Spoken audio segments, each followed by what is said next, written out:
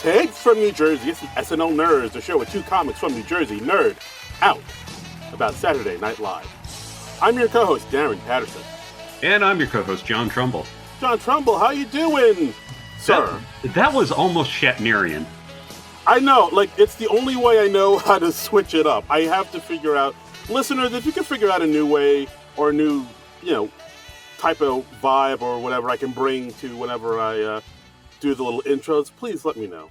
Because I seem to, Shatnerian seems to be the default for me.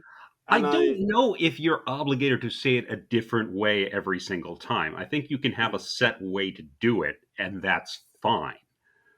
Okay. Dana Carvey would always say, like, live from New York, it's Saturday night! He'd always, like, draw out the night. And I think more people kind of do it that way now. I didn't realize that. So at night, he screamed, night! Well, not quite like how I did it, but he would draw out the word night.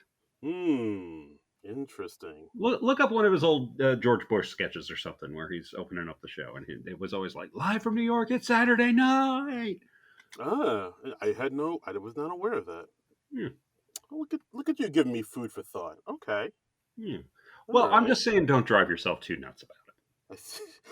I strive for perfection, John. With this podcast, I toil away at it like Salieri.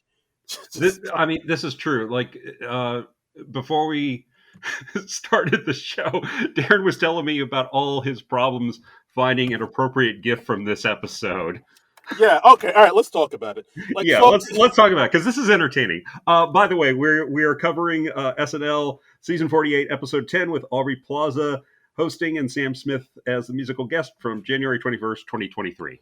Yeah. First episode of 2023. Let's talk about this gift problem I have. Yeah. All right. So for those that follow us on the Twitter at SNL Nerds Show, yes. I always try to put out like a little tweet right as the show ends. Right. So we can get tweets, and have our little. And we can get questions that we can read at the end of the show and stuff. And we got a few responses. We're always happy to get those. And yeah.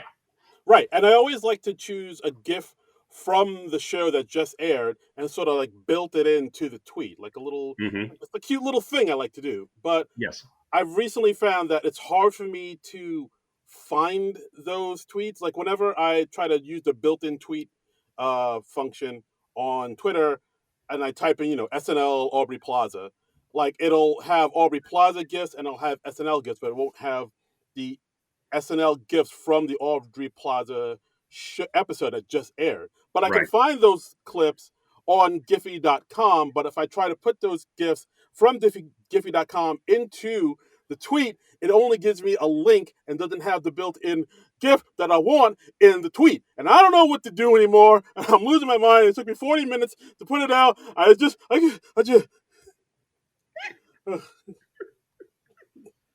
is the second time I've heard this rant, and it's still entertaining as hell. Yeah. Just laugh at my pain. I see. Okay, that's fine. Yeah, because I asked him, because I know Darren, he tries to do this like right after the show, like 5-10 minutes after it ended. And I looked at the tweet from last night, and I was like, wait a minute, you sent that out at 1:40. Did you literally spend 40 minutes looking for that gif? And he was like, yes, I did. Exactly. To a great detriment to my own mental health and well-being, I do that.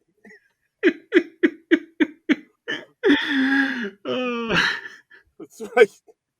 So for God's sake, donate to our Patreon if you can. Or just respond to the tweets, retweet us, get your friends to follow, all that fun stuff. Yes, let this all not have gone in vain. That's all I'm saying. Yeah, Darren's like got a thin hold on sanity right now. It sounds like I am. Holding on by a thread, slipping into madness day by day. Yeah. So, first show of 2023. We're Cecily Strongless. So, what the hell's even the point of anything? What are we even doing here? What are we even doing, folks? That's our podcast. You can follow us on Twitter at Darren Incredible. We're just ending it right now. Yeah. So yeah, I was excited about Aubrey Plaza hosting. I've been a fan of hers for years and years. Ever since I suppose Parks and Rec was where I first really became a fan of hers. Yeah, that's really where she kind of blew up and became more like known to all of us. I think, Hmm. More you know, than just that girl in Funny People. yes, exactly. Her deadpan delivery, her oddball behavior, Yes, won our hearts, won the yes, hearts of America. yes. So yeah, and like she has, of course, a lot of ties to NBC with Parks and Rec, and as we'll probably talk about later, her being a page at NBC, and it Back in the seemed day. like it felt like a big homecoming for her. Yes. So yeah, a Yeah. lot of people were looking forward to this. This is like Yeah, her and hosting was it's cool that she actually has a history with the show because she actually worked at SNL. She worked for the set design department. yes, So that's pretty cool. pretty neat, Um, pretty neat. and also musical guest Sam Smith, Yes, absolutely. Sam Smith who I was there. was not thrilled was coming onto the show because I really hated their James Bond theme. Okay. All right. You know what? I got to rant about the GIF. I'll allow you time to I rant will I will about. do that at the appropriate time. I don't. Yeah, All right. yeah. I'll just let me know, just so I can There's like. no reason to move that up to the front of the program. You don't want that. You don't want that in the front half of the show. No, You wanna, no, okay. All right. no. You want to save that for the 10 to 1 hour? I gotcha. Yeah. Well, I mean, we'll go through this in order. We got to stay organized. Damn it. All right. You're right. You know what? I apologize. Let's stay the course. Stay the course. Exactly. Exactly. So we had the NFL on Fox cold open with a Boom. bunch of our regulars playing the hosts of Fox Sports or Fox Football, whatever it is. I didn't get who Keenan was playing. Um, I didn't write it. Shoot, that's the only name some I didn't guy. write down. Mikey Some was playing Howie Long. Yes. James Austin Johnson was playing Jimmy Johnson. Devin Walker was playing Michael Strahan, and Molly was playing Terry Bradshaw. Right. So yeah, I know who like three of those people are. I'm gonna say Michael Strahan because he's a host of Good Morning America now, or Correct. Terry Bradshaw because he's in like commercials. Yeah, yeah. He also did that show with William Shatner and Henry Winkler. There it is. Okay, that makes more sense. And I'm gonna say you also know Howie Long because I think he's in commercials too for like socks or something. Yeah, yeah. I think he did commercials with Terry Hatcher back in the day. Yeah, that's it. Okay, I don't remember what they were advertising, but they were like coupled up. right, and Um, Terry Hatcher was in Lois and Clark. Okay, see, it all makes sense. well, and Howie Long is also in That Thing You Do. There it is. Okay.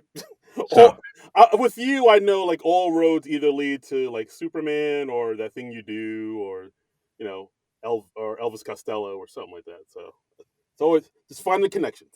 I mean that's very unfair. Some roads lead to Batman. You know what? I stand corrected. Thank you, sir. Yeah. Yeah. So we got a football cold open. Hmm. Just minutes after the New York Giants got trounced by the Philadelphia Eagles on their way to the Super Bowl. And yeah, we got like a little. It's pretty interesting. It's interesting to see Molly in a cold open. Interesting to see Hmm. Devin Walker in a cold open as well. I thought.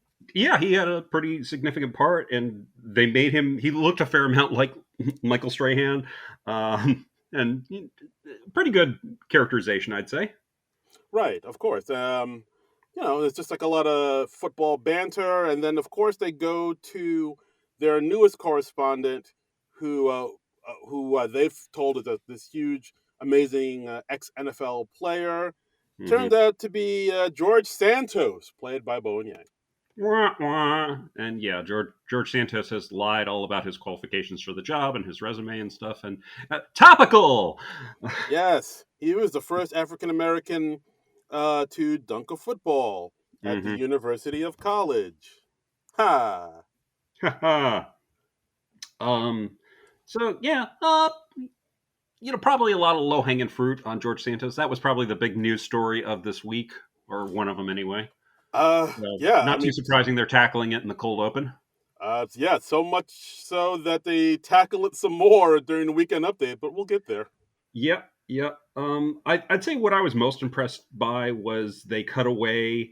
from him as George Santos, and then he returns and he's in full drag. He's like in a Yes. wig, makeup, and he's got a dress on. I was really impressed that they remade Bowen that quickly. Yeah, I can imagine they have like it's like a pit crew almost, just people just Yeah, yeah. It was li- just, yeah, they yeah, were just that's good. unscrewing all of Bowen's things. I assume costumes come on and off like tires. Yeah, I'm sure Yeah, that's how it works. Or at the very least, probably like breakaway, like Velcro. You just like kind of rip them off like basketball pants. yeah, yeah. Maybe that too. Maybe Yeah. that too. Um. But So yeah, that was cute. Yeah, because I mean, how insane is it that George Santos apparently has a history as a drag performer? yeah, That's, I mean, and not that there's anything wrong with being a drag performer or anything like that, but it's just, it is still not what something you expect from a member of Congress, particularly a Republican member of Congress. yeah. Like also, as I believe he's like kind of voted on a lot of things that make it difficult for LGBTQ people and Yeah, drag queens to just live in this world. So to see but the hypocrisy there is just yeah, I mean that seems bonkers. to be a thing. Is like it seems like a lot of times when you find out people who are behind this big anti-gay legislation and stuff, it seems like a lot of times they get caught. Yeah, They get revealed as yeah, having some yeah. gay stuff in their past. Yeah, And just like doing stuff in restrooms and yeah, yeah. tapping toes with other fellas. So it's, yeah, I guess they're just in such deep denial or such self-hatred or something. I don't know. I don't know. Yeah. But overall, I thought this cold open was okay. Wasn't. I mean, I guess it was political, but not really. Um. Yeah, it Yeah, didn't. no, I'd say it's political. I mean, Yeah, like I said, it's kind of low-hanging fruit because it's just, oh, George Santos lies about a lot of stuff. yeah. They didn't really say anything that like wowed me or dazzled me joke wise, Yeah. and it was just like, okay, all right, this is fine. And it didn't go on too long. I thought so. Hmm. Overall, I thought it was decent. Yeah, it was decent. So next we have the Aubrey Plaza monologue.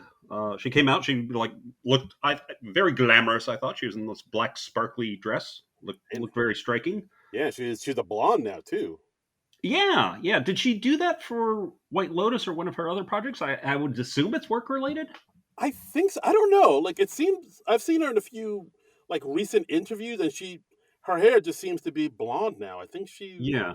like gonna keep it for a bit. Like I know Have you watched White Lotus? I have not watched White Lotus at all. I have not, but I'm the way people are talking about it. It's starting to make me think maybe I should check this out because like I mean, it's one of the trendy shows now. I know. yeah, and I know like Mike White writes on it, and I like Mike White. I like Yeah, a few yeah. writes. He's written on a lot of good stuff. He wrote School of Rock. He wrote on Freaks and Geeks. Um, Other things. Etc. Yes. But Um, yeah, so like part of me thinks, well, maybe I would like White Lotus. Maybe I should check it out. So I might. So yeah, this is my official announcement, ladies and gentlemen. I might check out White Lotus soon in the future.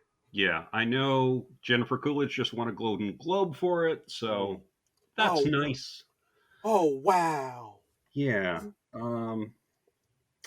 And let's see, Aubrey Plaza, she talked about how she was recently voted the most famous person from Delaware, and which is kind of funny because another famous person from Delaware is our current president, Joe Biden. Oh And yeah, that's right.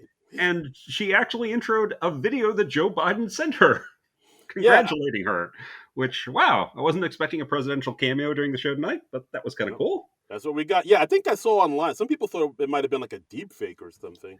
I saw a little of that, yeah, yeah. But But I mean, she's probably at least met Biden because I remember that Parks and Recreation did a thing mm, where they went to Washington and Joe Biden had a cameo on it. I think this was when he was vice president, yes, yes, yes, that's true. I remember that and episode. and they established that Amy Poehler's character Leslie Knope, remember that name? That may be important later. Uh, Hmm. that she has a massive crush on Joe Biden. Yes, exactly. It's a running gag, which I always love. And I Yeah, imagine, yeah, like they probably do know each other because as far as yeah. famous people from Delaware go, I'm pretty sure they're the only two. It could be. It could be. I So mean, yeah, I guess yeah, they had some sort of prior. relationship. You know, Yeah, I mean, her no, people just called his people or something. yeah. It's like his mom called her mom or something like, oh yeah. Yeah, But yeah, no offense to Delaware, but it's a state that people just plumb forget about. not a lot going on there, I don't think. Nah, just Which drive is through. probably half the point of Delaware, honestly. Yeah, just like the only few times I went to Delaware once for a wedding like years ago, Uh huh. and from what I remember, yeah, it was pretty not the happiest of metropolises. Is But I from what I mean, recall. maybe that's something you want. If you want to live in a nice, quiet place, you could do a lot worse than Delaware. Yeah, that's I true. think. I don't know. I'm not sure if I've ever been. Uh, yeah, I mean, yeah, if you want like some, I imagine it can't be too expensive to live there, right? I Hmm. have no idea. I think we've about exhausted my knowledge of Delaware. Hey, I'm in Delaware. Yeah. So let's see. Aubrey also talked about how she worked as an NBC page for the set building team, and apparently there are a bunch of old pervy guys. I could see that. Yeah, I guess that checks out. And then she decided to take us on a tour of the studio, which I always find kind of fun when the host does that, and you get to see like how the backstage is set up, and you might see a few showgirls and Abe Lincoln and a llama. Yeah, and we did see Showgirls, and it looks like some of the actual pages at NBC put like an old page jacket on her, and she gave us a tour Yeah, yeah. of She the said back. you guys will be totally hosting the show someday. Yeah, So look for that in the next 15 years. that's right. Look for Johnny Freckles or whatever the kid's name was to Mm-hmm. host It was in Johnny Freckles. Yeah, yeah, to host in 2050. yeah. Yeah. Yeah. Um, so yeah, she answers a call at the NBC page desk. Keenan is still waiting on his Starbucks order from 2004, Yeah. and then we get some fun cameos. We do get some fun cameos because like I think at one point she's talking about, how she wasn't a quote unquote good intern. And Right, like how when she'd give tours, the people would be like, "Oh," the people always say, "Oh, we're gonna see somebody famous," and she's like, "No, you're not gonna see anybody famous. You're gonna see like a security guard in his 50s eating a sandwich, and that's it. There's never right. any famous people around here." And lo and behold, ladies and gentlemen, Miss Amy Poehler. Amy Poehler, and it's so nice that she showed up to support Aubrey on her first hosting of SNL. And yeah, those two apparently are tight in real life, and it's just really sweet to see. I find it so heartwarming when like co-stars seem to genuinely love each other and have affection for each other and show up for each other. Right. Yeah, no, I mean, we've heard enough stories about how, some cast members on TV shows have good chemistry on screen, but off screen, they're like hate each other's guts. Right, So it's always really good when you say, oh, they actually genuinely like each other off screen. And like, I have heard, like, that they do hang out and they, hmm, keep in touch. Or, yeah, they have kept in touch since Parks and Rec went off the air. And it's just like, yeah. there is some good in the world. There is, and like Yeah. like I said, I find that very heartwarming. Mhm. And then she goes by the set building department, and we have another cameo. We have Akira Yoshimura. Ba-ba-da-ba!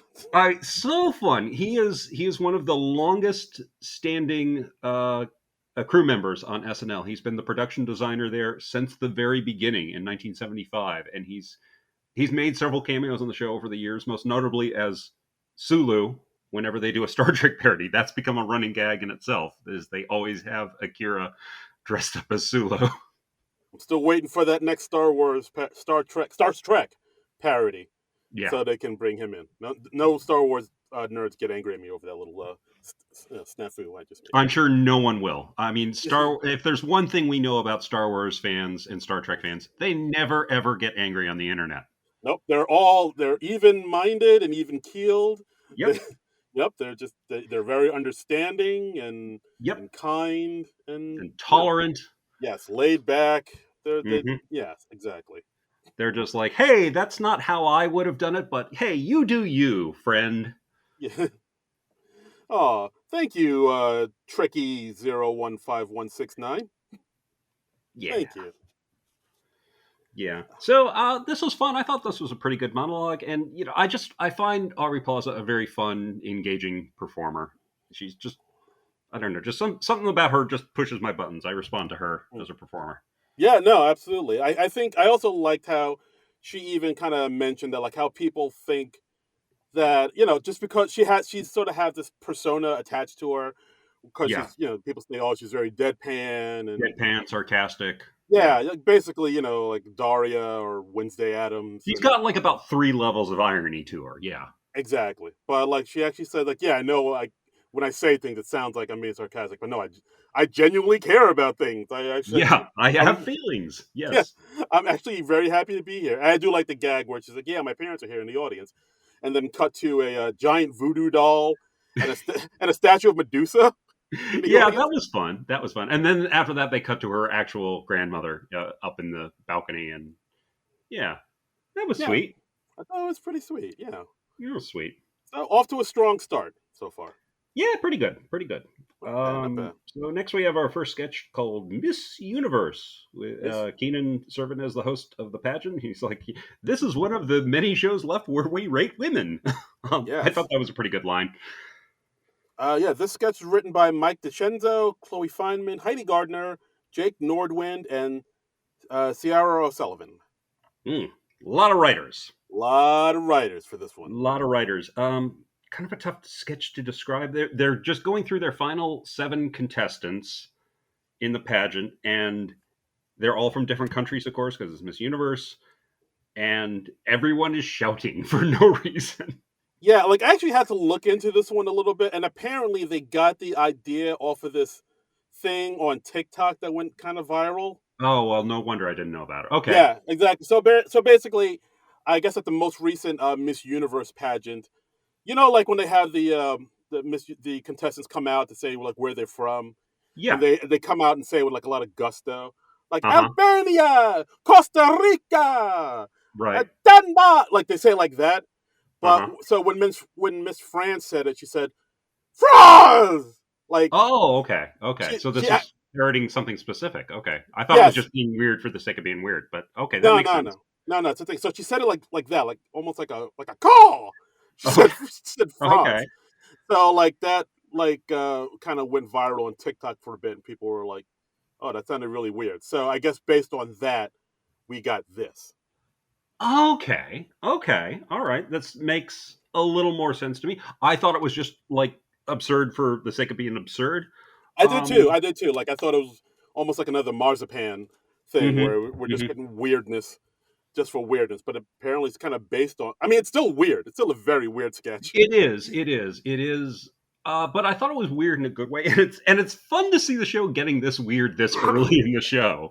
Um, so Yeah, I think the performances definitely elevated it. Everyone was just kind of throwing themselves into it. I liked it when they were when Keenan asked them, "Where do you see yourself in 5 years?" And Molly just goes, "Dead." yeah. And he's like, "Wait, what?" That just got me. And Molly says, "Yeah, skydiving accident." Yeah, it's a weird, like, yeah. It's mostly them screaming their answers, and Yeah. I mean, it also focuses on Miss France, played by Aubrey Plaza, who looks like more and more deranged. Yeah, yeah. I mean, she can play crazy very well. She can, just do bizarre things. So, yeah, that was good. And of course, you always want to give your host the showy role. So, Absolutely. um, And then the sketch ends in a weird way because they go to the judges, mhm. and you know, uh, celebrity cameo appearance number two for the night. We get the Property Brothers and Tony Hawk as Yes, the judges. And also, I liked when they show them and they have their names underneath them. It just yeah, says Property Brother, yeah. Property. They're just both captioned "property brother." I really liked that. Um, and they were like, "Hey, why are you here?" And the first one says, "Bad with money," and the other one says, "I'm his twin." Yes. And yeah, so that Yeah. was cute. Yeah. And of course, it turns out Miss France wins the pageant, and Right. she gets the crown, and Keenan says, "Do you have any words for everybody?" And she says, "Don't take the vaccine." Yeah, yeah, yeah. I also liked how Tony Hawk just goes France. Yeah. Tony Hawk was obviously having a ball, so Yeah. that This was was fun. Yeah, this was an odd one. This definitely had like 10-1 vibes, but to see It it, did. I like if I were doing the show lineup, I might have put this one a little deeper into the show. But like I said, I don't really mind it being up front. It's kind of cool that it's not a formulaic sketch at the beginning of the show. So yeah, no, they got weird real early, boss. yeah, and I think if you're gonna get weird early, I mean Aubrey Plaza is an ideal host to have for that. So Exactly. I think because she supports weirdness with all of her heart and soul. yeah, and I think like the audience likes her enough to be like, all right, I'll go on this I'll weird go on journey. this weird journey with you, Aubrey Plaza. Exactly. I will Usually, take your hand and go wherever you lead. I'll follow you into the mouth of hell, Yeah. Aubrey Plaza. Yep. So next we had a pre-tape called "The Black Lotus." This, of Mm. course, parody of the White Lotus, which is about horrible rich people at a hotel in a beautiful location. And from what I understand, the White Lotus, like one of the characters we get to know gets killed by the end of the season, and it's like a surprise I who think, gets killed. yeah, I believe so. Like, I mean, I you don't really Yeah, need to know you don't need to have seen the White Lotus to get this sketch, but I assume it but it helps. probably helps. It probably helps. Like you understand why Chloe Fineman is doing her Jennifer Coolidge impression again. I mean, she got to break that out again, so Yeah, I'm sure Chloe was happy about that. And I mean, the twist here is that all the employees at the hotel are black, that's right. and they're not putting up with any of this foolishness. That's right. That's right. So, That's my word, son. so they're just coming back at all the guests with their absurd demands and stuff. Right. I think at one Oh, this point, was cute. Didn't overstay its welcome for me. yeah, I thought maybe went on a little too long, but like all overall, I did like this one. I liked how Hmm. it had James Austin Johnson going up to the concierge desk saying, "Hey, these two women with me. Just give them a key to my room. They'll be with me for a while." And I think Right. Keenan says, "Oh, well, if they have the key to your room, that means they can charge whatever they want to their room." He's like, "Yeah, yeah, that's fine, it's fine." And he's Yeah. like, "Oh, so you rich? All right." Yeah, yeah. And Ego's like, "Hey, can we get these two whores keys to his room?" She just does not give enough. Yeah, So that was fun. I also liked at the end when we had like two policemen come in. They were like, "Hey, a body washed up from the ocean." And she's like, "Oh, well, I work in the hotel." So yeah, is the ocean part of the hotel? Because I work for the hotel. yeah, yeah. I also liked how they said the Black Lotus is located in all exotic locales like Atlanta, D.C., and Italy. Italy, spelled IT''Ly. I was like, yeah, we do be saying that. That's right. And But I yeah, also like how we have Aubrey Plaza in this sketch as who works at the hotel, but she's her Latino, yeah, and so we get like a little bit of the fiery Latino of Aubrey Plaza. Latina. Latina. Oh, my Yeah, apologies. So it's yeah. Overall, this was a pretty solid sketch. I dug yeah. it. Isn't doesn't Aubrey Plaza have like a little Latin background herself? Yeah, she is half Puerto Rican.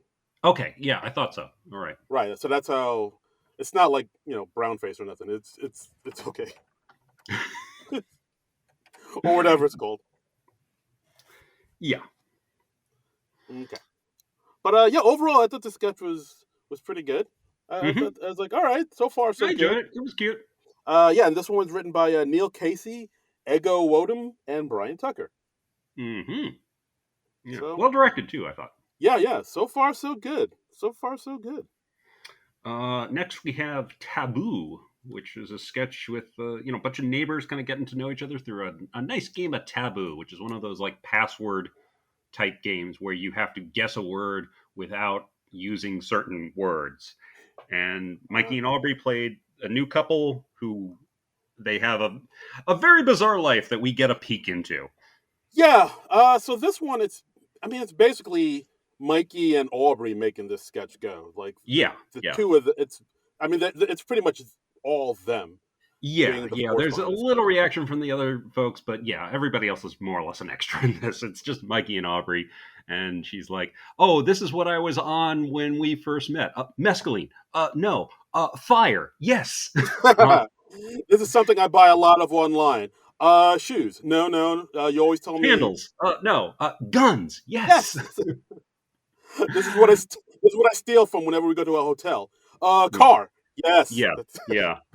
Yeah. And then and then at one point, Aubrey is talking about how this playing taboo is like this turn on for her, and she's like, "Yes, okay, now choke me, Yes. do me on this horrible couch right now." Um, I really like this. It ended very abruptly. I think that's like the one strike against it. But I thought this was very funny, and I mean they just threw themselves into the performances there. Yeah, no, they really sold it, and I do agree with you. I would say with this sketch and there's another sketch coming up later on where it ended a little too abruptly for me. I was like, ah, Hmm. they gotta find a way to get better endings for these sketches because Yeah, yeah. Endings like are always tough. it is, yeah, it is. But like I felt like if they had a stronger ending, this I don't know if this is sketch of the night for me, but it's definitely up there. I did enjoy the Yeah, sketch I quite a in my notes I put sketch of the night, and put a little question mark against bit. them. You said Uh, like John Lovitz sketch yeah, of the I night. went up. Sketch of the Right? night. John Lovitz or John Mulaney, one of the Johns. Yes. Yes. Okay, but yeah, great sketch. I thought that this was pretty fantastic. Great sketch. Definitely one of my favorites of the night. This is the Mikey and Streeter joint. This one. I tend to like the Mikey and Streeter stuff. They don't show the writer credits during the show, so I'm reacting to them honestly. But when I find out it's a Mikey and Streeter thing, I'm like, oh yeah, okay, that tracks. Yeah, yeah. I mean, they have had a few misses, but Hmm. 9 times out of 10, it's a hit. I like their stuff more often than not. Just yeah, something Absolutely, about their comedic voice speaks to me. absolutely, And absolutely. they So didn't make too much of a meal out of everybody reacting to the weirdness, because that can get really old. As like, oh, this weird thing is happening, and I'm reacting to it, and I'm commenting on it, and I have a backstory and everything. You don't need that. Just give us the weirdness. yeah, they do that quite a bit in these sketches with like, what did you Yeah, say? What? And it's like yeah. you This one don't didn't fall into that trap, which I really appreciated. absolutely, absolutely. Thumbs up. Yay. Next up, morning announcements. We Yep. we got a Molly anchored sketch here this time. Yeah, that was nice to see. Yeah, yeah, absolutely. So this, Molly Carney and our host Aubrey Plaza. They're like two nuns doing morning announcements at their school.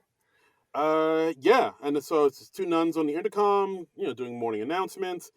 Uh, and I think that at first they mentioned how Molly saw a Star is Born, and Hmm. Aubrey Plaza blurts out how a hairdryer fell into the tub. She died for a few minutes, woke up, and is now questioning everything about her Right. faith. She did not see heaven, Yes. as it turns out. So yeah, that would make you question your faith. Yeah, which I don't know about this sketch because I did like that premise of Hmm. a nun being like, "Yeah, I died and I didn't see heaven. I'm gonna what does all this mean? I want to go have sex and do 69 and Right. stuff." Right. But they didn't really stick to that. They kind of pulled away from it, and then they had all these other stuff interjecting with it. Yeah, Like, it became just kind of more general weirdness. Yeah, I didn't write down a whole lot on this sketch. I sort of enjoyed it. I thought it was all right, but it didn't blow me away. yeah, it was the same. I did like the line where um, when Aubrey Plaza says, "Yeah, when I was dead, I didn't see heaven," and then Molly quickly says, "Well, maybe it was closed for MLK Day." It's like, Yes, all right, yes, that's something. and Like, yeah, and she's like, no, it was a Saturday. Um, yeah, yeah, that was fun. That was fun, and I mean, it's nice to see Molly get a big showcase on the show because yeah, I think they're very funny. yeah. No, absolutely. I love to see Molly get more stuff. Mhm. But yeah, I mean, with this sketch, it's like I said, like I really wish they kind of focused on that whole, the nun having a near death experience, and Yeah, I feel like there yeah, was more comedy to mine there, but then they just kind of got away from it, and then they had yeah. Sarah Sherman as like the student running the board, who I guess was Right, and she keeps addressing Molly's character wrong. She's like, "Oh, sorry, mother. Oh, I mean sister." And then later she calls Molly dad, and she's like, "Oh, that's even more wrong." And we had Andrew Dismukes. Yeah, Dismukes as another student, and he's just like really nervous about. Yeah, I don't know if those were necessarily needed, but it was fine. Yeah, it was fine. It definitely wasn't needed. And then it ended on a song. It ended on them singing "In the Shallows" from A Hmm. Star Is Born, Yeah, which I was like, just because like, I feel like they do this quite a bit where if they don't know how to end a sketch or they need to pad out a sketch, they just throw in singing, and that's like a yeah, way for them to sort of coast along and get by. And I'm like, that's feels like a bit of a cop out to me. Like I bit feel of a like that's crutch. yeah, very much so. I was like, I wish. Hear that, Uh, SNL? Darren's calling you out, son. that's right. That's right. SNL, what's up? Y'all know where I'm at Darren Credible. If you got a problem with me, you know where to find me. What up? I keep it real. Hello? It's keeping it real. Yeah, okay, all right. Yeah, Keeping it real. Trump, my man John No, I Trump got my man. Darren, Yes. Darren, I Yes. am not about to join in on you with those voices. Come That on. would not end well for me, sir. All right. I was just gonna say you have my back. Like in case I that's have your back. I do not have your back with doing that voice because that will be taken out of context yes, somewhere like 5 years down the line. I will lose jobs. right. You know what, John? I that was a test and you passed. Whew. Yay! Flying colors. I am too white to pull that off. I'm just too wide. Oh I yeah. I have enough self-awareness. Respect. I am near translucent. I cannot do that. You're like saran wrap, just almost like see through. Oh yeah, no. I go to a beach, I just burst into flames. Flame on. Yep. Yes. Oh, good times. Good times. Good times. Good times. We're not racist. No, we're Uh, not. nope. Where the So hell were we? next sketch was Megan 2.0. This was like that. This movie, Megan. This is like a big trendy thing right now, man. It is. It's the new hot. It's the new sensation that's sweeping the nation. I go on Twitter and like half the stuff I see is all about Megan and Megan, Megan, Megan, Megan, Megan, and I haven't seen it. Apparently, it's like a horror movie about a robot girl Yeah. All right. or a Well, real girl who looks like a robot or is passing herself off as a robot. I don't know. here, I'll break it down for you. Oh, quickly. The morning announcement sketch written by Mike DeScenzo and Jake Nordwind. Okay, Okay. So Megan. Megan. Have Basically, you what seen Megan? Can you explain Megan to me? I have not seen Megan, but I've seen the trailer and I got the gist of it. Uh, Okay. so basically, it's this little girl loses her parents in a freak accident.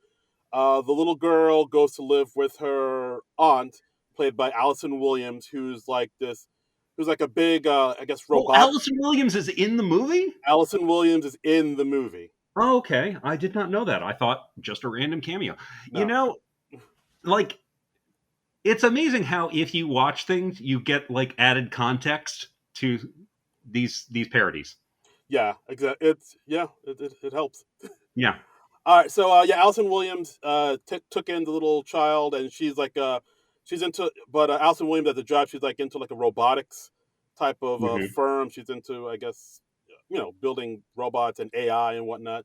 Well, So who isn't? yeah, of course. So seeing as how her niece is like very despondent and depressed over losing her parents, she builds this AI robot named Megan to be her friend and protect her, at all costs from anybody else. And of course, you know, the AI Megan robot takes protecting the little child to extreme measures. I see. Okay. So Okay. it's yeah, So exactly. kind of like the movie AI, but with like a horror movie twist. Yeah, but from what I hear, a lot of people say the movie it is scary, but it's also kind of campy and funny. Like people found this movie to be pretty hilarious. So I don't think it's like straight up, frightening horror slasher Oh, movie. so people are like loving it ironically.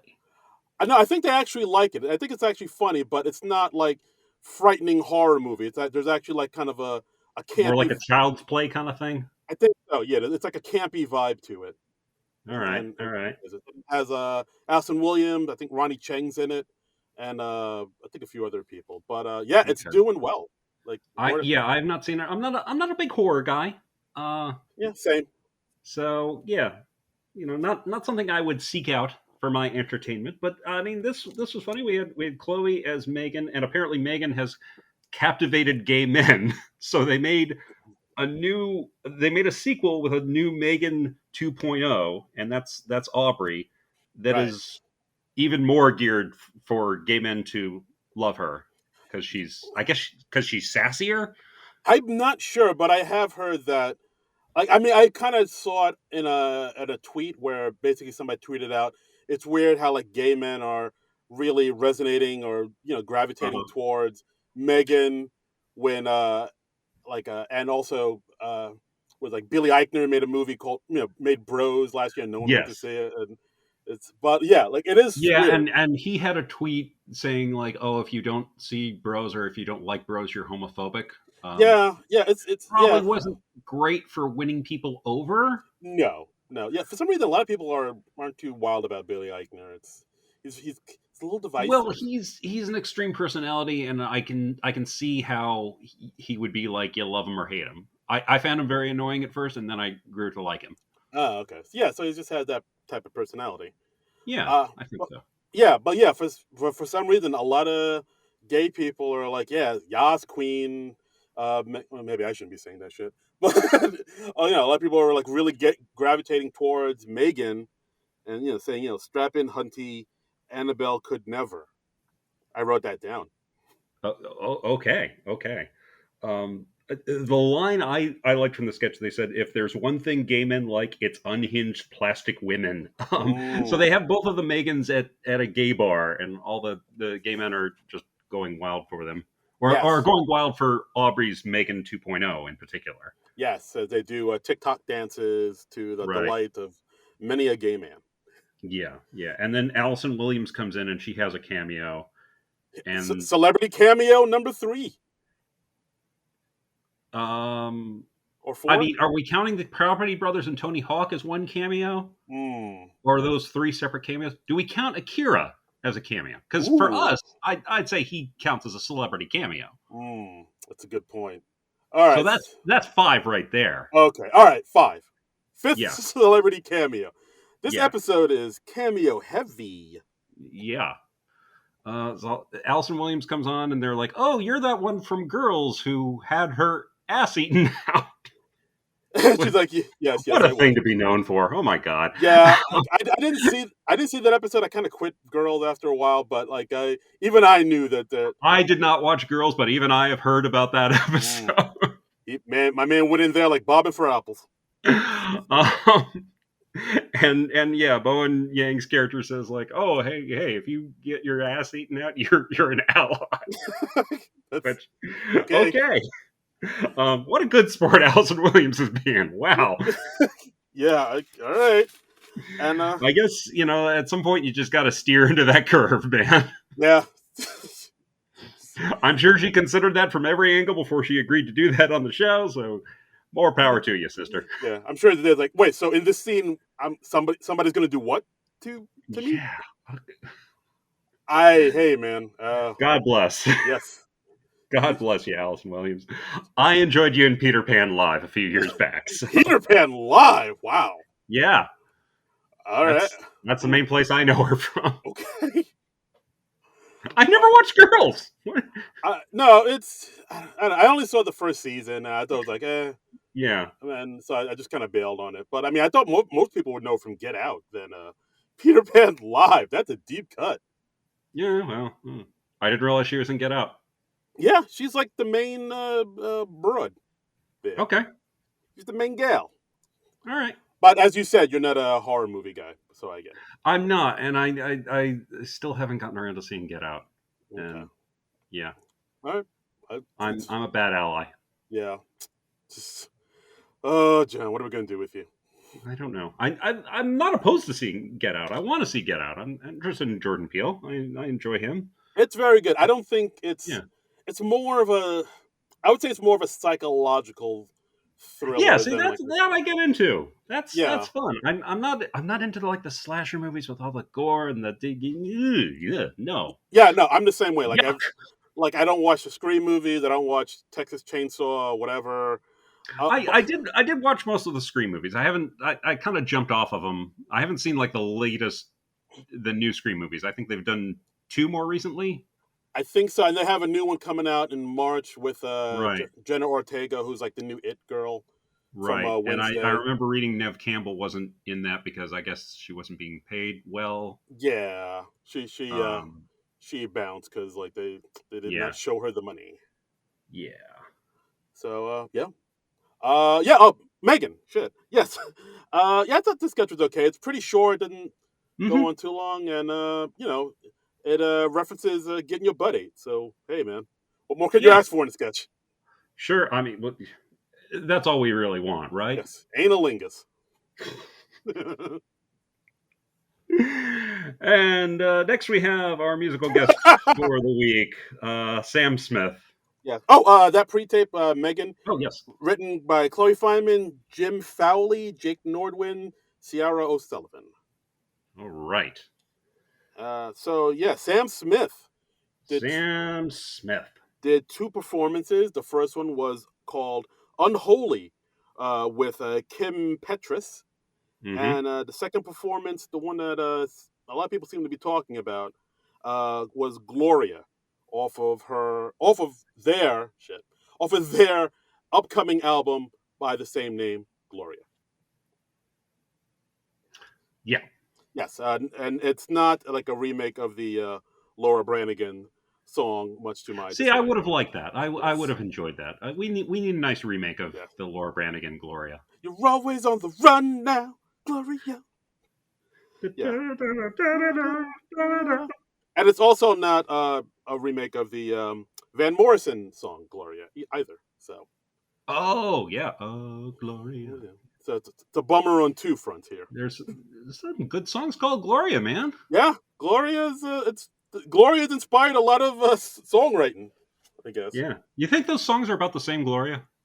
Maybe, I don't know. That'd be cool, right? It'd be it'd be amazing if they're all about Gloria Estefan. That Sure. Yeah. that'd be bonkers. Like wow, That'd she's be that'd be. So so what do we think of Sam Smith? Sam Smith. It's a artist I don't know much about. Hmm. Both performances, I think visually were very interesting. Like I'll always give an artist props for trying to do something different because we've Hmm. seen a number of SNL performances where the artist just kind of goes through the motions, lip syncs, hits the same beats, and does the Hmm. dance, and by the end of it, you forgot you even saw it. So whenever somebody tries to switch it up and do something different, I'm like, all right, well, that's at least you give it a shit.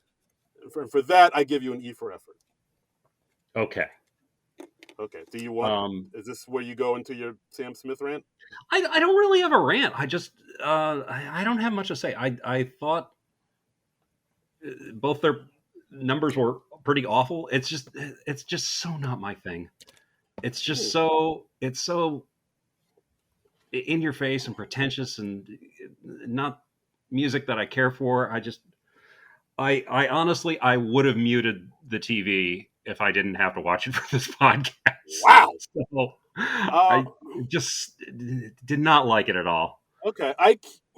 Well, I mean, the first performance, Unholy, I thought it was okay, but I can sort of see why you thought it might have been pretentious, because like Hmm. in the first performance, Sam is wearing this giant pink frilly dress, and it's like so Yeah, big that Sam can't even move around the stage. Like Sam is just kind of yeah, stuck in one place and kind of moving back and forth, swaying to the song, and then halfway through the song, the dress opens up and Kim Petras pops out yeah, and does her verse. Where it's like, oh, okay, that's interesting, that's fun. Yeah, the first performance in Holy I thought was okay. The second performance, Gloria, this seems to be the one that everybody's talking about, and I can understand how you thought it might have been pretentious because it can come across that way. I mean, Because honestly, I thought both were pretentious. oh I mean, wow, I'm just not I'm not big into like the musicians who are like, I'm wearing this outrageous costume and aren't I fabulous? And it just seems so fake I mean, and you yeah, could say somebody like Elton John or something like that too. Somebody else who's very yeah. or I mean, Liberace or somebody who's like very yeah. I'd say flamboyant. somebody like Elton John is about my limit for that sort of thing. If you're not Elton John or Bootsy Collins, I got no need for you. Well, like if you're in a '70s funk band, I think there are different standards. Okay, If you're got in it. like Earth, Wind, and Fire or something like Yes, that, yes. If you're part of Parliament Funkadelic, you're all right. exactly, exactly. Uh, Just like I said, just so not my thing.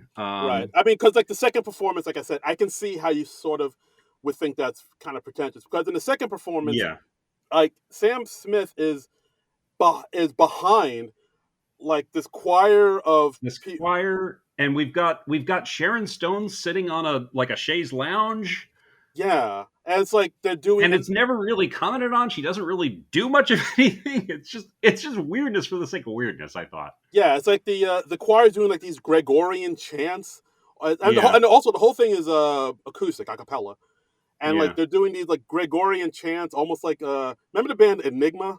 When they came out with that song "Sadness" in the '90s. It was no, like you remember? I Oh, don't look up think so. Enigma. But it was kind of like that. It looked like there was going to be like a séance or some type of eyes wide shut sex act or Yeah, or some sort of satanic ritual, or yeah, yes, yeah. exactly. Yes, the Virgin Everybody Connie. had to say Fidelio before they came on stage. Yes, the Virgin Connie Swain. It's going to be slain tonight. Yes. Uh, Don't forget your gut leggings. Muzz Amel, Amel Muzz. Oh, Dragnet. So and also for half of it, I'm like, is that Sharon Stone? I can't quite tell because I haven't seen Sharon Stone in forever. Um, Yeah, a lot of people did. A lot of people thought it was Madonna at first when they I saw. mean, she was, and not that she looks bad by any stretch of the imagination. She just looks different enough that it was just enough to throw me, and I was like, is that Sharon Stone? I think it's Sharon Stone. Could it be somebody else? I don't. And yeah, so half the number, I'm like, I'm wondering who that is. Yeah, like I didn't know who it was until they did the close up, and I was like, "Oh no, Right. that's definitely Sharon Stone." And I Uh was huh. wondering, like, why is Sharon Stone in this performance? And Right. Very random, right? very random, celebrity cameo number six. Uh, Yeah. I saw online some people were saying, "Well, Sharon Stone was in that 1999 Sidney Lumet movie Gloria, and the name of the song is Gloria, so maybe that's why she's here." But I was like, What a wow. that's a What a stretch. reach. What a deep cut. What just weirdness. Yeah. That's a Reed Richard reach. That or no, yeah, Reed Richard. Yeah.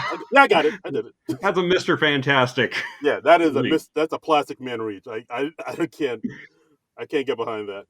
Yeah. Um, Yeah. but overall, I thought the songs were okay. Like I thought the second song was. I don't know. I'm always a sucker for Yeah. acoustic, um, acapella shit. I mean, I generally like that stuff too, but But no, yeah, I Sam understand. Smith stuff just not to my taste. I am so not the audience for Sam Smith's No, stuff. I understand how it can be a little. It Yeah, can be. I feel like I've given them an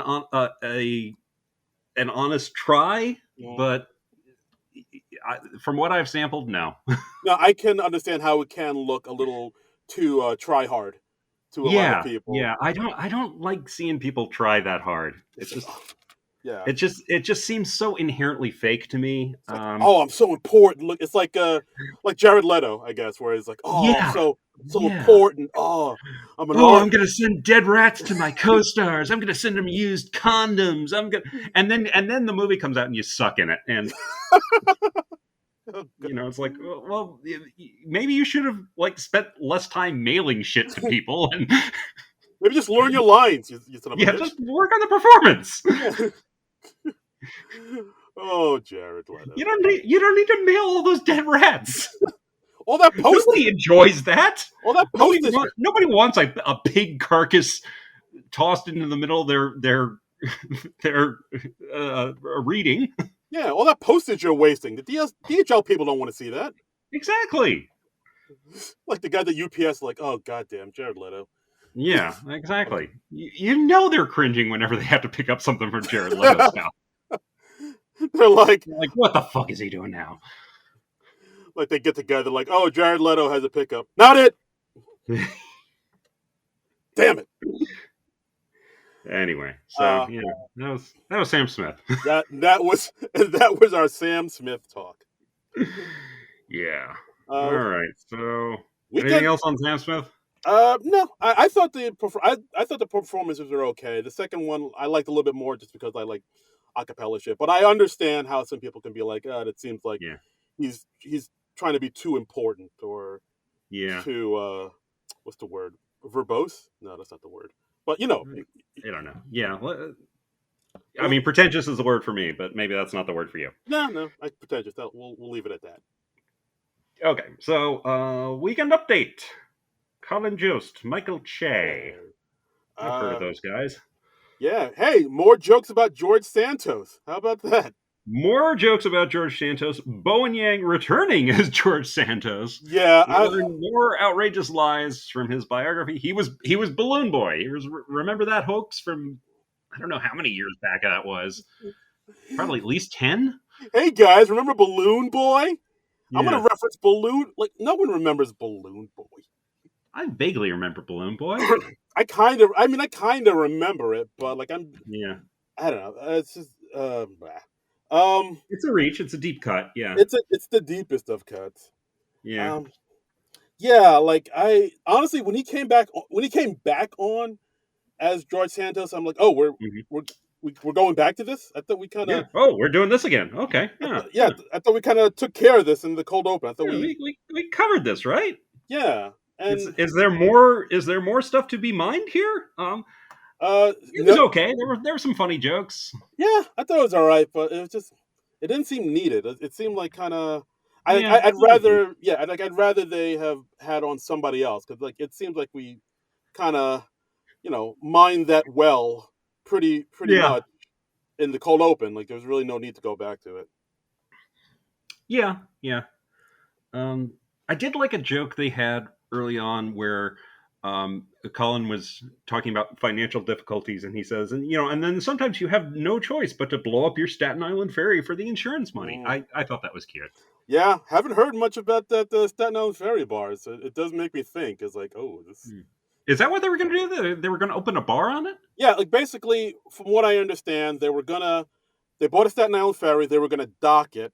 This was Colin Jost and Pete Davidson, by the way, in case you don't know. Yeah, they were gonna dock it. They were gonna clean it up, and it was gonna be like Like a a nightclub? like a nightclub slash entertainment venue slash comedy club on the water. Huh. And I Okay. guess I which isn't a bad idea, but it seems like it's Yeah. proving to be more trouble than it's worth. From what That I could hear, be a unique thing, but I mean, they haven't opened or anything, right? no, not at all. I think last I heard there was like had to figure out how to get rid of all the rats, and it seems to Oh be dear, yeah, that's not a good starting point. no, it's not. No, it's not John No, Trumbull. when you have a new business venture, and step one of that business venture is get rid of the rats. Yeah. Yeah, that's not good. How many cats can we buy to take care of all these rats? Need some ratters. That's right. But yeah, I call the Orkin Man. is the Piper busy? Can we call him? Is that a thing? Is that an actual Is thing? that based on real life events? Get me Hamlin on the phone. Hamlin. Oh boy. But yeah, like from what I haven't heard much about that club opening, so like who knows what's Yeah. happening with it. But yeah, overall, I thought the weekend update was pretty good. It had some pretty solid Yeah, jokes. I thought it was pretty good overall. The big highlight, of course, they did a story about local governments having trouble hiring new employees. So they had Here we go. Aubrey Plaza come on as April Ludgate in What? Parks and Recreation, and the audience goes nuts. They're so excited. Yeah, I don't think this. I mean, I'm sure this has happened on SNL before, but I can't remember it happening recently where a host comes on to reprise like a character from a network show or a sitcom that they were on or something. I remember, I remember Jennifer Aniston making a cameo once, and it was oh god, I'm blanking on the cast member's name. The Oh, one who did the impression of Jennifer Aniston. Vanessa Bayer. Vanessa Bayer, thank you. Brain fart. Mhm. And she was next to Vanessa Bayer while she was doing her impression of Rachel from Friends. I don't think Aniston was playing. I think she was playing herself. I don't think she was playing Rachel. Right. So yeah, so like to have Aubrey Plaza come on as April Ludgate, I was like, oh wow, that's Yeah, I did not see that coming. And that was fun though. That was yeah, yeah, fun. I also liked. I mean, she also had some good jokes too about like how to take part in your local government. Like you could be a dog catcher and say that you couldn't find any. That you're bad at catching dogs. Yeah. Yeah. Or you could like work in the water department and drain the reservoir, find all the bodies and murder clues. Mm-hmm. So just a lot of the April Ludgate dark shtick, and Yeah. Yeah. That was fun. That was yeah, fun, yeah, and it felt kind of like April. yeah. And then at one point, like they're asking her some follow up questions, and she's like, "Oh God, I don't know. Just talk to my old boss, Leslie Nope." And Amy Poehler comes out as Leslie Nope. Boom, Leslie. Nope. Crowd goes even more nuts. Yeah. Do you was Amy wearing a wig for the Leslie Nope hair? It looked like a wig to me. Oh, it's very possible. Yeah. I didn't I notice, don't know. but I mean, maybe that was just the easiest way to get the Leslie Nope hair back. yeah, the bouffant, as it Yeah. were, Yeah. the Leslie Nope bounce. Uh, Yes. but yeah, like huge reaction from the audience. Like it kind of Hmm. surprised me a little bit because I think with this, like if you never watched Parks and Recreation, I don't know how much you'd get this, or like Hmm. how big a deal it is to see Leslie Knope and April Ludgate again. But Yeah. no, the audience was there for it. It seemed like everybody was like, "Oh my god, it's them again!" I And mean, they did do that reunion thing in the early days of the pandemic, where it was just everybody communicating via Zoom, that's true. and that was fun. I remember that being pretty good. I haven't watched it since, but Yeah, right. that was fun to revisit the characters a bit, and that was when everybody was quarantining and stuff. Mm, And yeah, no, it's very true. And but either way, I was really kind of happy to see him Mhm. because I'm a huge Parks and Recreation fan. It might be it might be one of my favorite sitcoms of all time. I'd say I don't know where I'd place it, but it might be it's probably top 10. Oh So wow, okay, I think I don't know. I'm gonna have to make a list, but like it's high up there. I really like Parks and Rec. I've seen every episode numerous times, and yeah, it's good. I should probably do a rewatch of Parks and Rec. I like Mike Schur's stuff a lot. I was a mm, big fan of Parks and Rec. I was a big fan of Brooklyn Nine-Nine. Um, a good place. I jumped off of the Good Place really early, and I feel like I should give the Good Place another chance Yeah, give it another because I chance. hear really good things about the Good Place. It's pretty solid. I would definitely give that a Yeah, second go around. and hey, Ted Danson. I mean, come on. Man, it's an icon.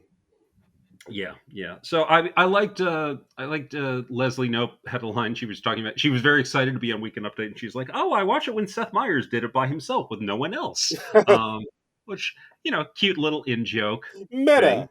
Yeah, very nice. Yeah, yeah, and it's just kind of cute how Leslie was just very enthusiastic to be there, and then she's like, "Oh, can I do a joke?" And like, "Oh no, I'm not going to do that joke. That's too mean. No, I'm not going to do that one."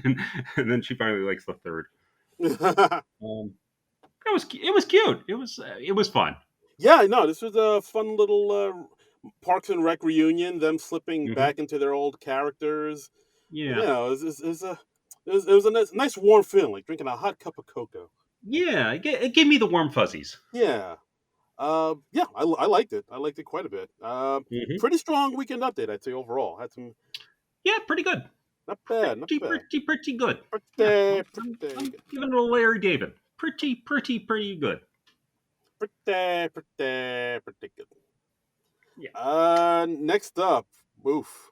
Now, Avatar. yes, now we're coming down off that high.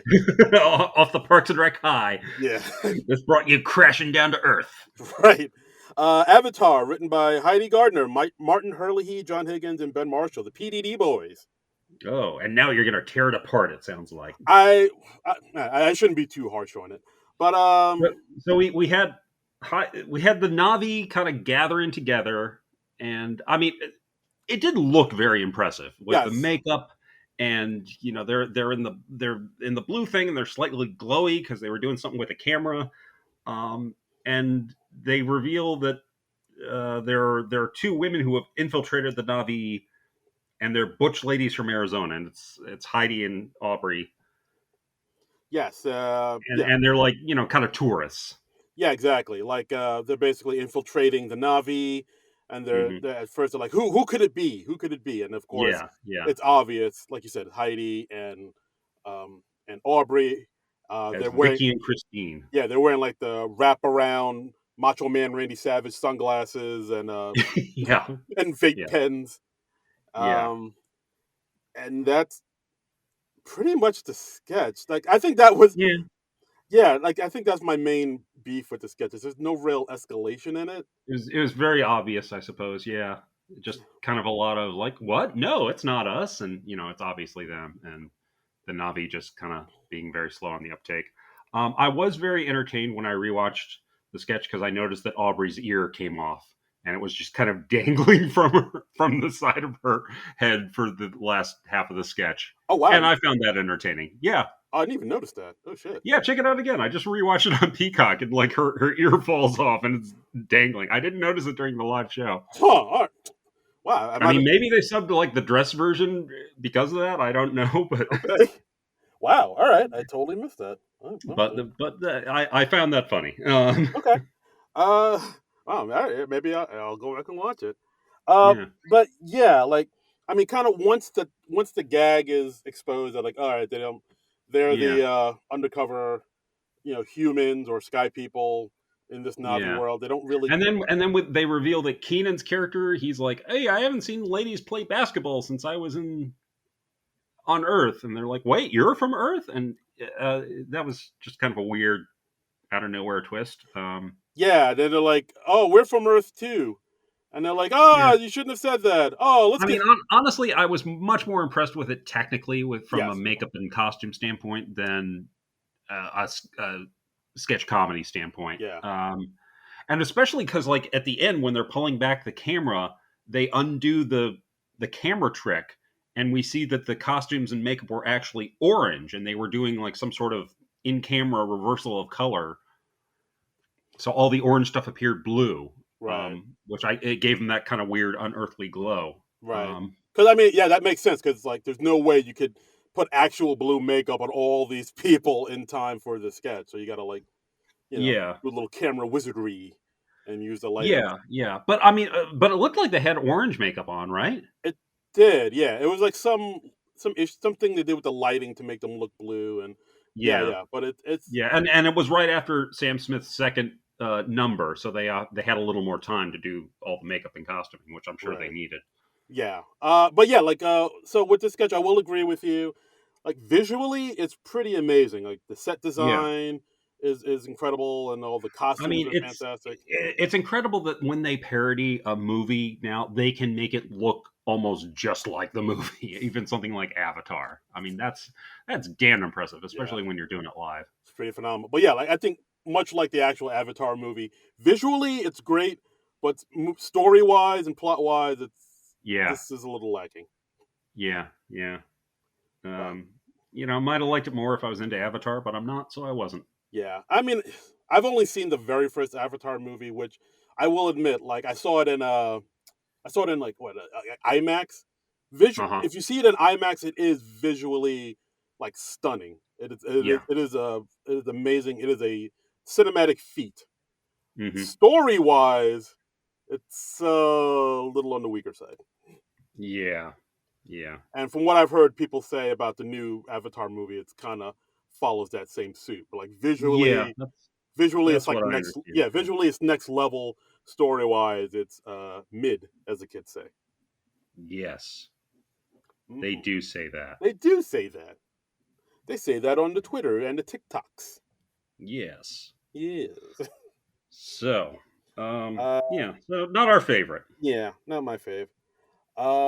Next up, HIV commercial. HIV commercial. I like this one a lot. Yeah, I same. think this is probably my other contender for sketch of the night. I would agree. Like as far as sketch, This or Taboo. I'm going back and forth between those two. I'd agree. And this is the other sketch where I thought, I kind of wish there was a stronger ending to this, because Yeah, another kind of abrupt ending. I thought. I think it worked better here than it did in the Taboo sketch. uh, Um, I'll give you that. Yeah. Yeah. So the premise of this one, we have Aubrey. She's directing a commercial for an HIV medication, and Devin, the third actor in there, Devin Walker, he keeps adding in tags, kind of explaining that he's not gay Yeah, exactly. because that's important to him. It's like no, I just want everybody to know that my character and me aren't gay, and you know, Right, right. I have HIV, but no homo. yes, exactly. I think at one point he says you can get HIV from a girl. That's how I did it. Yeah, yeah. Um, and then she has to cut and say, like, yeah, let me explain. You are not supposed to say that. You're not supposed to say anything after. That's why I switched my medication to this. Um, Right. and this takes place in a gay bar. Your character is gay. Yes. Like, do you have a problem with that? And he's And like, then, no, no, no, no, no, no. like, it's like, yeah, is there a way like my character can have gotten HIV, from basketball, like Magic Johnson? Yeah, I like that line. That was a very funny line. Um, I thought Devin's performance was really good. I liked how he played it. Um, Mikey had some fun stuff with his awkward dancing. Yeah, Um, I did like that. I did like how yeah, Aubrey Plaza was the director on this one, Marcelo's and in how there. like as the sketch goes on, he just hates Mikey's. Marcelo's in there too. Like Yeah, she loves Marcelo's acting, and like as the sketch goes on, she hates Mikey's dancing more and more. yeah, It's like no, that was actually you're getting worse somehow. yeah, I also liked how in the beginning of the sketch, it's like, all right, let's get this. I'd like to get this wrapped up by lunch because I threw my breakfast at my assistant and I'm starving. yes, yeah. Um, Funny stuff, played well. I wouldn't have minded if this was a little earlier in the show.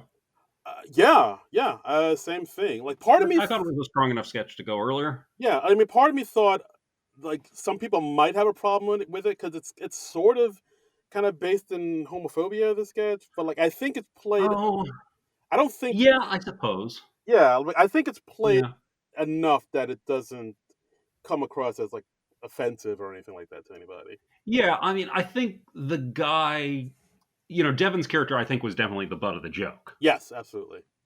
So yeah, and there is a little what do they call it, gay panic to it, but A little bit, but it's never.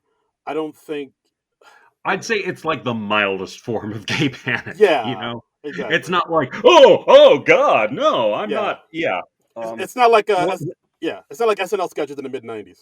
Right. I mean, one of my favorite comics, Eugene Merman, he had a great joke in his act ages ago where he was watching the movie Teen Wolf, and it's a scene where Michael J. Fox is trying to break it to his best friend Styles that he turns into a wolf, and Styles at first goes like, "Dude, you're not a gay slur, are you?"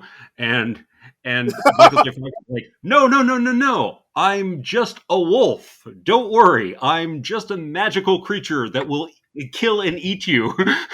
I'm not a gay man." And he was like, "I feel like gay people have now made enough progress that it is better to be a gay person than to be a werewolf." Yes, So, but the 1980s were wild. I don't remember that part at all. Holy Yeah, I don't know if it ended up on any of his albums, but I saw Eugene live a lot in like the early 2000s because he performed a weekly show in the city, and okay. yeah, that was one of my favorite jokes of his. Holy moly! Wow, I gotta. It's one of those Yeah, things. Like if you go back into a lot of the beloved movies of the '80s, it's like, yeah, oh wow, that is not cool. yeah. I mean, yeah. Sometimes you revisit that stuff and you're just like, oh my god. The, And it was just the cultural norm then. yeah, the less said Um, about Revenge of the Nerds, the better. Yes. Yes. Yikes. I mean, like even Bill and Ted's has a thing I think where they hug each other and then they uh release each other and then they say that F word. Um Wow, really? Shit, I didn't. yeah, I believe if I'm remembering correctly, yeah. Holy Yeah. Toledo. Okay. Yeah. Wow. Okay. It's like what? Everything from like pre 2000 is probably horrible in some fashion. I can see that. Yeah. Yeah. And I'm probably being generous saying that. The cutoff should probably be like 2010 or something. I don't know. It's just everything is going to continually become more horrible in retrospect. That's right. Yeah. Happy 2023, everybody. Yay! Yay! It's all downhill. Yeah. But this Yeah, sketch was but I thought it was a funny sketch. I did like how he just kept trying to get in that he wasn't gay, yeah, and yeah, that's right. Because hey, there'd be mad girls in the club and in the gay right, club, and they'd be ready, and that's where I come in. right. Yeah, there are a lot of straight girls who hang out in the gay clubs, and yeah, Uh, yeah, it was cute. I liked it. yeah, sketch written by Rosebud Baker and Michael Che. Nice, This is a good nice. one. Yeah, Final. and again, nice to see Devin be more or less the center of a sketch. So Yeah. Like I think before we were kind of, a little concerned because he didn't seem to be yeah, getting much screen time, and we didn't really get a good beat on who he is as a performer. I mean, he had that yeah. weekend update death segment. It's. I mean, it was good to see him. It was good to see Molly. Good week for both of them. Marcelo, Michael Longfellow, not so much, but Mm, well, hopefully they'll have other chances to right. shine. Tomorrow's another day. Yeah. And then lastly, last sketch of the night, we had Film Noir with Mm. James Austin Johnson, who we didn't see too much of this week. Not too. And he's like a film noir detective. The sketch is in black and white, and then Aubrey Plaza comes in as like sort of the femme fatale. Yeah. See, yeah. Yeah, and there's just bizarre stuff and another Sharon Stone cameo because we needed another one of those. Yeah, like He's there in the studio. Why not? Let's use her once more. Hey Sharon, you want some lines tonight and be in a Yeah, sketch here? you want to wear another evening gown? Why, surely. Yeah, and hey, she looked great. Hmm. This was fun. It was just a little bit of weirdness to end the night with. Yeah. Like, I mean, I But I don't. enjoyed it. I liked like Sharon Stone's character at one point. She's like, "Oh, I go nuts for like cynical private detectives with big noses," and then James Austin Johnson says, "Oh, I had to hear this the day before my rhinoplasty."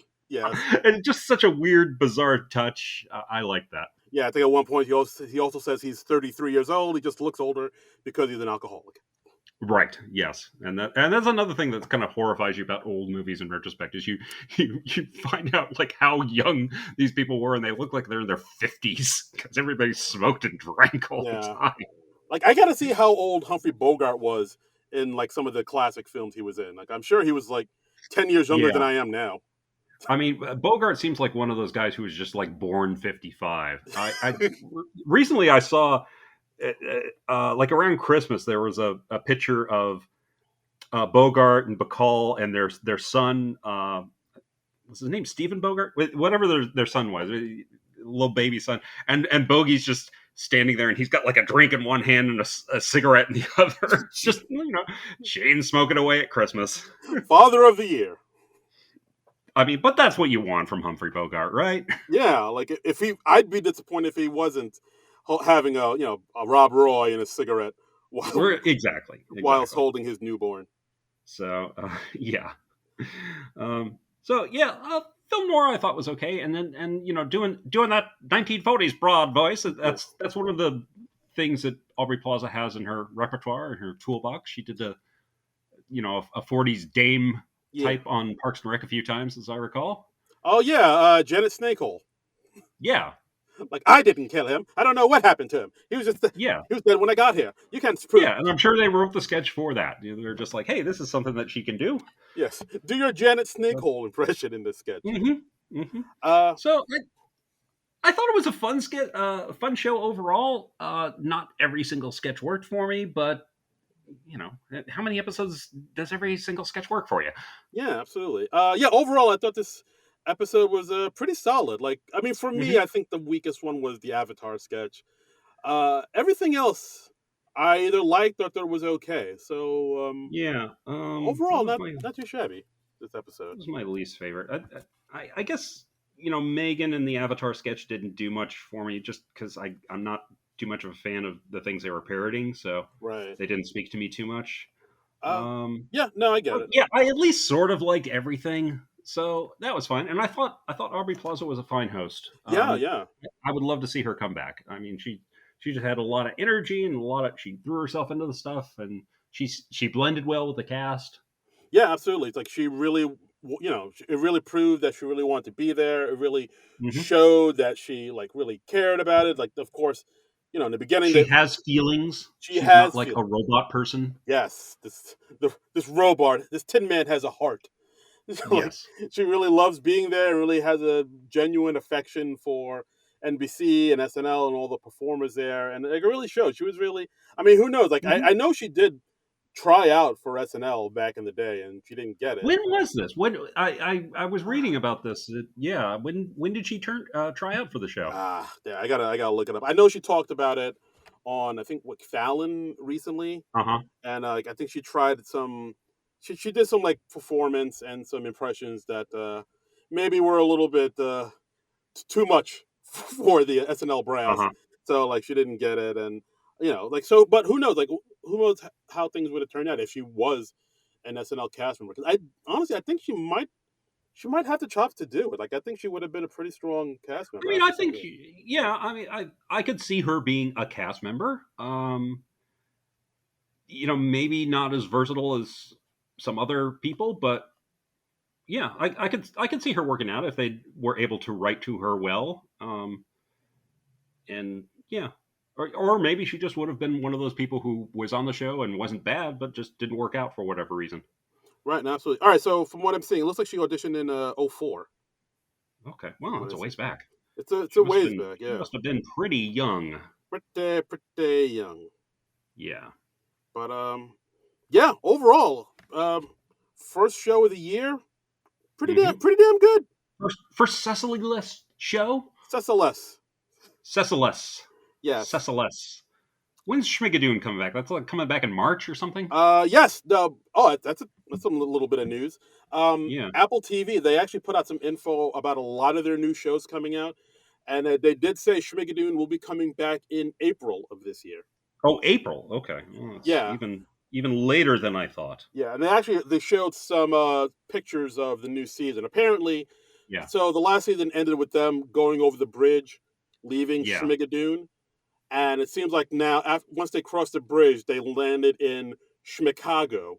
Chicago. So we're gonna see a Chicago parody next Yeah, season, and it and seemed yeah, I'm yeah, and it seems like Cecily's gonna have a ball with that, obviously. absolutely, and it seems like all of the actors who are in Schmigadoon are going to be in Schmicago, but they're going to play different characters. Oh, very cool. Yeah, and Well, also that's yeah, that's very much a theater thing. yeah, and I also believe Titus Burgess from Kimmy Schmidt will be in the season 2 as well. Okay, cool. Yeah, All right, little new blood. and I also I think Apple TV also said that Ted Lasso will be back this spring. Yeah, and they had a still from the third season of Ted Lasso, and Mm-hmm. that'll be fun. Yeah, I look forward to checking both of those out. Mm-hmm. So yeah, little bit of SNL news right there for you. Yay! Yay! We got a little feedback on this episode. Of folks were telling us what they thought. Let's read some tweets. Read some Uh, tweets.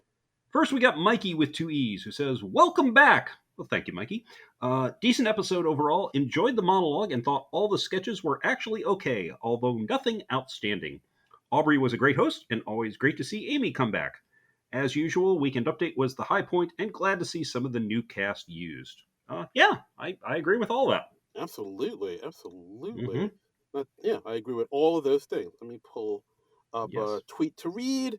Oh, Manette Marati, our good friend who was on our Chad episode, Yes. tweets. Happy that Molly and Devin both had great live sketch performances this episode. I have a better bead on where they could fit into the show now. And Yes. yeah, Yeah. I think, Agreed. yeah, like I get a better, I mean, yeah, I do get a better vibe off of them now. Like, oh, okay, so this person can do this and this person can do that. Yeah. So, Yeah. like, I think I, go I definitely have a better read on Devon. here. So Absolutely.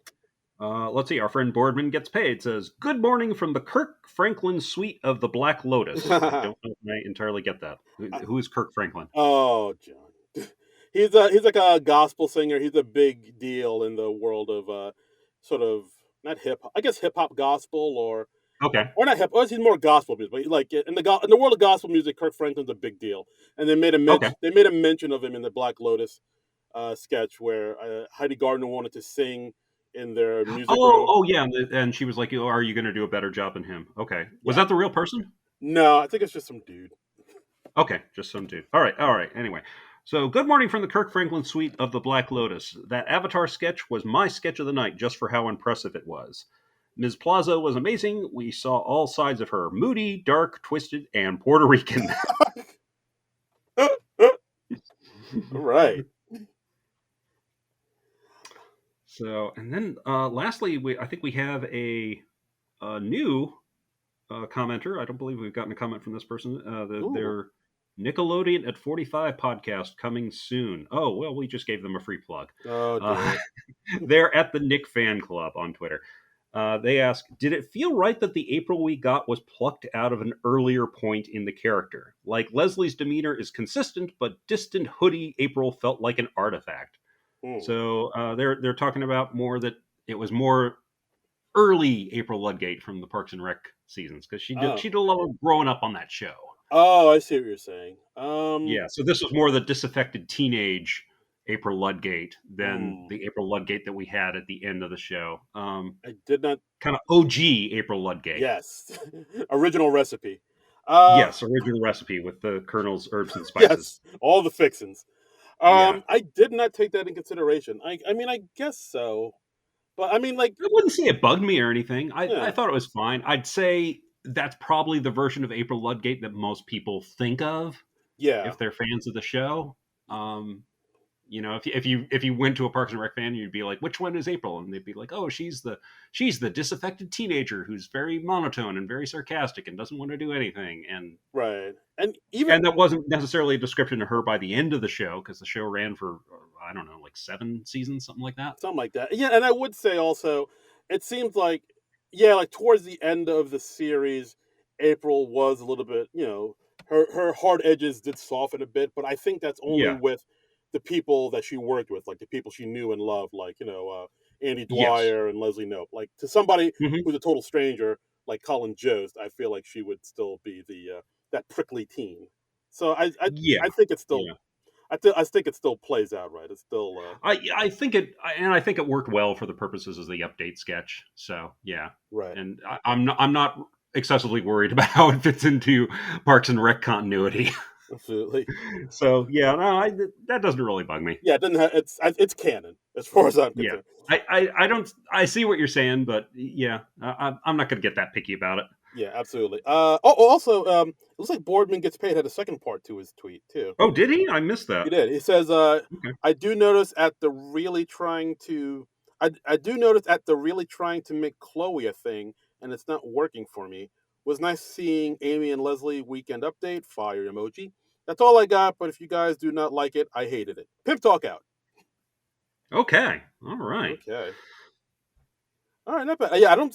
I've heard people say it seems like they're trying to make Chloe. I don't know if I really agree with that or really see that, but I don't think they're like promoting her to the excess or to the exclusion of other cast members or anything. no, I guess I guess it is kind of wide open for the new sort of leading lady of the show with both Kate and Cecily gone. that's true. I mean, I don't know. For me, I think I don't want to say Sarah. I think Sarah Sherman is kind of maybe on that trajectory, but I don't know. I think as far as like the leading lady of the show, I think it's more in Yeah, Heidi or Ego's court. The ball is more in their court. I'd I say. don't know. I feel like it could be Heidi, Ego, or Chloe. I think it's up for grabs among any of them. Hmm. I think Sarah's humor is just a little more quirky and off to the side, so I don't see her being like the big person on the show the way like a Kristen Wiig or a Kate McKinnon or a Cecily Strong was. Yeah, fair enough. Yeah, fair enough. I see what you're saying. Her stuff is too out there, but I do see her like kind of getting more and more reps and getting more and more popular. Like her fan base is growing, and like I'm sure Hmm. SNL is taking notice of that. So like they're kind of giving her more and more stuff to do. Like they just had Yeah. her and Chloe. on the that Miley Cyrus New Year's Eve show. So it's like, Yes, I didn't watch that New Year's Eve show, but yeah, they did a lot of stuff on there, and Sarah Sherman got like a magazine article about her recently. yeah, And like I Vulture. don't know if it was Variety, Hollywood Reporter, something like that. I believe we retweet. I think it's Vulture, but I'll double check. But yeah, Oh, like, okay, maybe it was Vulture. but yeah, Sarah One of Sher- those things. one of those things there. But yeah, I mean, Sarah Sherman's on the rise. She is. She is. But yeah, as far as like leading person, I think I might agree with you. I think it's more Heidi or Ego's gig. Yeah. But that's just me. What do I know? What do I know? You know, I mean, I think we've amply displayed we don't know much. No, but I know I We love. know we love you, Yeah, ah, damn it! All right, I should have let you finish. That's my fault. and that may be all. I don't remember the rest of the lyric. Maybe all I have to give. All I need to know. Come on. All I need to know. Honestly, I didn't like that song very much, so I'd usually turn off the radio when it came on. Do you not have Aaron Neville's greatest hits on on repeat in your home? I do not. Come on, man's a A little of that song went a long way for me. look at this life. Boy, There was some comic at the time who said, like, he always sounds like you're tuning in and out of a radio station. I don't know much. I know I love you. Oh God, how's it going? We have fun. We have fun. We have seasons in the sun. Yes. And that's our episode, guys. Thanks again for listening. Thanks again for listening as always. We always have a good time. Thank you so much for supporting the podcast. As always, you can follow us on Twitter at SNL Nerds Show. Donate to our Patreon, Non-Productive.com. And you can follow me on Twitter and Instagram at Darren Credible. That's DARIN Credible. And you can follow me on Twitter and Instagram at Trumbull Comic. That's TRUMBULL and the word comic. And next week we've got Michael B. Jordan hosting the show. Not this show. He's hosting Saturday Night Live, which honestly that makes a lot more sense. That tracks. Yeah, that tracks. And who was the musical guest? I'm blanking on that. Lil Baby. Little Baby. So they're gonna have a Little Baby as the musical guest. They're just not to be confused with Da Baby. No. I thought it was. It's another baby. Is Lil Baby a literal baby? You think they're going to be, ladies and gentlemen, Lil Baby? There's going to be an actual baby? I think that would be difficult because I don't know if an actual baby would have the motor skills to, like, hold a microphone. And, yeah. Hey, you don't know. Maybe it will be. Maybe we're going to see an actual baby on the stage. That would be fun, right? That'd be fantastic. That'd be something different. Like a baby crawling on the floor, backup dancers behind them. I'm going to be very disappointed when the musical guest comes on next week and they're just like an adult. Ugh. Hey, you're not a little baby. You're a grown ass man. You liar. Yeah. You filthy liar. Yeah. Phony. Stupid adults. Ugh. Wrecking everything. False advertising. You're like a medium-sized adult. Yeah. How dare you, sir? How dare you? Medium adult. Medium adult. Woo! So, yeah. So that'll be next week on the Saturday Night Live. So, yeah, watch that and then tune into the podcast. We'll have fun again. But until then, nerds out.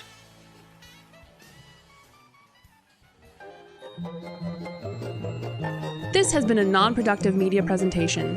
Executive producer, Frank Hablawi. This program and many others like it on the Non-Productive Network is distributed under a Creative Commons Attribution Non-Commercial No Derivatives license. Please share it, but ask before trying to change it or sell it. For more information, visit non-productive.com.